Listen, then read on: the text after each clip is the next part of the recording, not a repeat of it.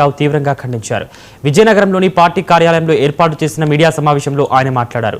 ఈ పథకంలో అవినీతి జరిగిందని, ఆ సొమ్ము పట్టభద్రుల ఎమ్మెల్సీ అయినా తనకు కూడా ముట్టిందంటూ వస్తున్న వార్తల్లో ఎలాంటి నిజం లేదని ఆయన స్పష్టం చేశారు. తనపై వచ్చిన ఆరోపణలను ఎవరైనా నిరూపిస్తే తన శాసనమండలి సభ్యత్వానికి తక్షణమే రాజీనామా చేస్తానని సవాల్ విసిరారు. రాజకీయాల నుంచి తప్పుకోవడానికి, రాజకీయ సన్యాసం తీసుకోవడానికి కూడా తాను సిద్ధమని వేపాడ చిరంజీవిరావు ప్రకటించారు. ఆధారాలు లేని తప్పుడు వార్తలను రాసిన సదరు పత్రికపై ఆయన తీవ్రస్థాయిలో మండిపడ్డారు. వార్తలు రాసేటప్పుడు కనీస విలువలు పాటించాలని హితవు పలికారు.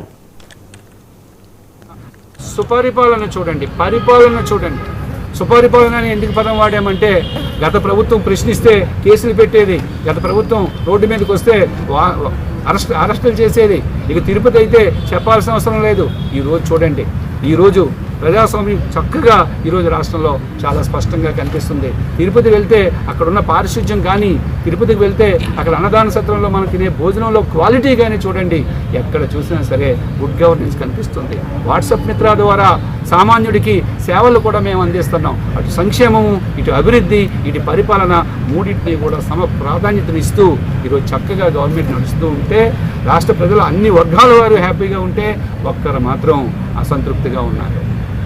ఎవరో ఒకరు మనందరికీ తెలిసిన వాళ్ళే, అదే ఈ గొడ్డల పార్టీ, ఈ వైసీపీ పార్టీ. ఎందుకంటే వీరందరూ సంతోషంగా ఉంటే వాళ్ళు చూడలేకపోతున్నారు.